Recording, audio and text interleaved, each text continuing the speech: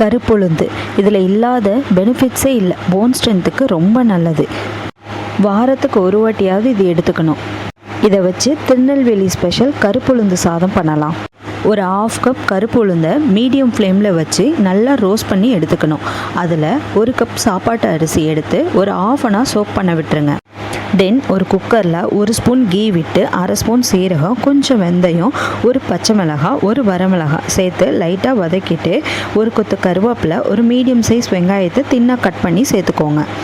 வெங்காயம் லைட்டாக கண்ணாடி பதம் வந்ததும் நம்ம சோக் பண்ண அரிசியும் உளுந்தையும் சேர்த்து தேவையான அளவு உப்பு, 3 கப்பு தண்ணி எல்லாத்தையும் ஆட் பண்ணி நல்லா மிக்ஸ் பண்ணிக்கோங்க. லாஸ்ட்டாக ஒரு 3 ஸ்பூன் தேங்காய் துருவல், பெருங்காயத்தூள் கொஞ்சமாக ஆட் பண்ணி கொதிக்க ஸ்டார்ட் ஆனதும் குக்கர் க்ளோஸ் பண்ணி ஒரு 3 விசில் வச்சு எடுத்தால் உளுந்து சாதம் ரெடி ஆகிடும். இதுக்கு நான் செட்டிநாடு மஷ்ரூம் கிரேவி பண்ணியிருந்தேன். சூப்பராக இருந்துச்சு. அதோட லிங்க் கீழே இருக்குது.